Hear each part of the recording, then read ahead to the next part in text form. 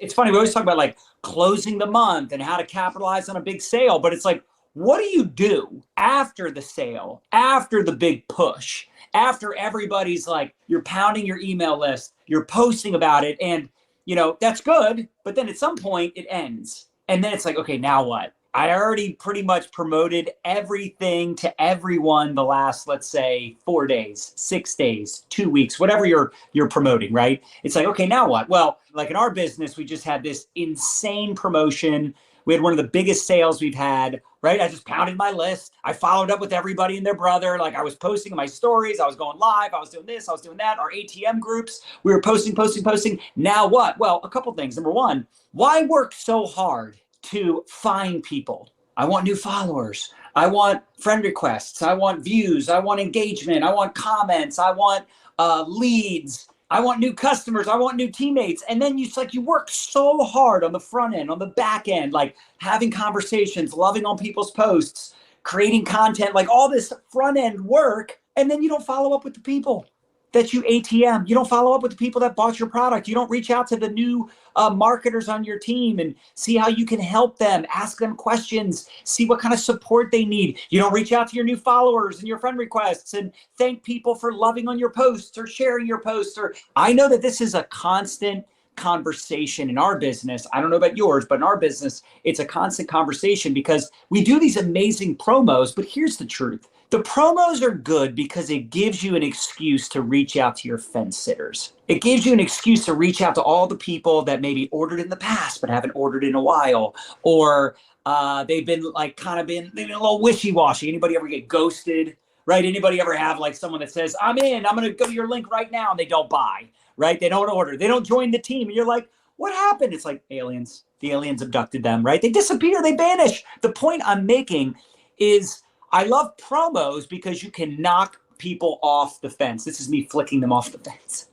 There's an excuse to get started, right? Maybe there's a business promo. Maybe there's a limited time offer like buy one, get one free, or buy this and get a free product, or, certain specials, discounts, whatever. The point is, it gives people a reason to buy.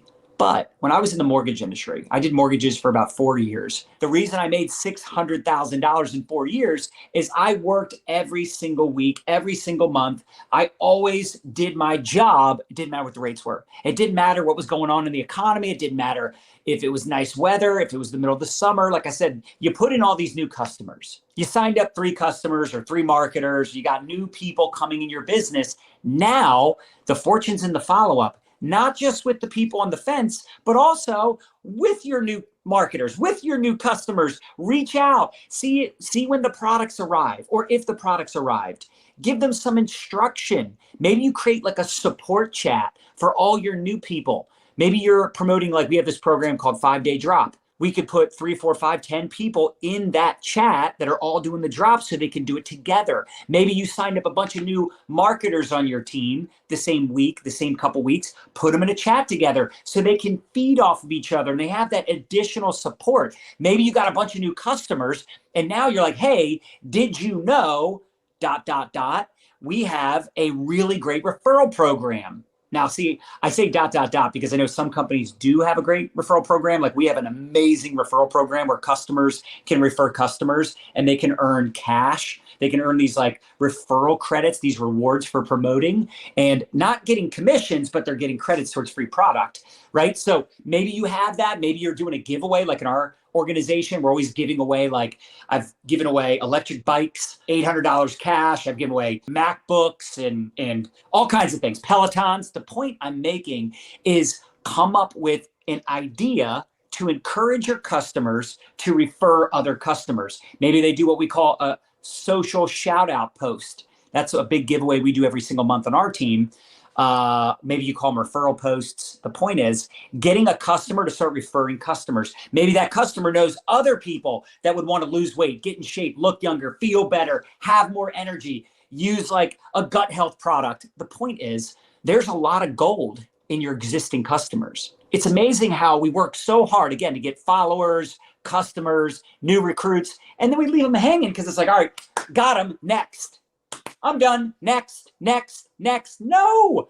Some of my best marketers on my team, some of my biggest leaders started off as a curious customer and they lost 30 pounds in 60 days or 100 pounds in 6 months or a year, or they lost 30 pounds. It's like, why would you keep it a secret? What about talking to your new customers about the opportunity to monetize their social media? Maybe they'd be interested in making extra money. So why wouldn't you ask those new customers that just ordered, hey, did you want to take a peek at the opportunity? Maybe you'd be interested in promoting the brand like I do. I don't know if you'd be open, but could you use an extra $500 to $1,000 a month? If so, I could show you how you can do exactly what I'm doing. No recruiting or team building required if you just wanted to promote. It's like affiliate marketing on steroids.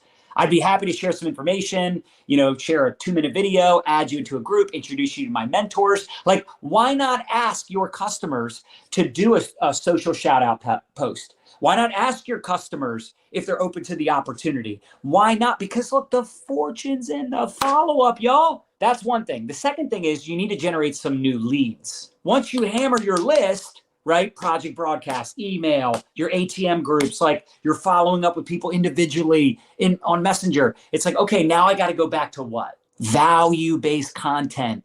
The promo is over. The sale is over. The month is over. So this is my mindset. Certain times of year, like the spring is probably going to be better than the fall, right? November is typically better than December. You just have to know like the good times when you should really push, and maybe the slower times. Now, here's what's interesting. When things are slower, you should work harder. I mean, that really is the reality, but it's fine. I know some people they like to take off during the holidays or slow down during the holidays because they had a huge November. They got their big monthly check in December. Awesome.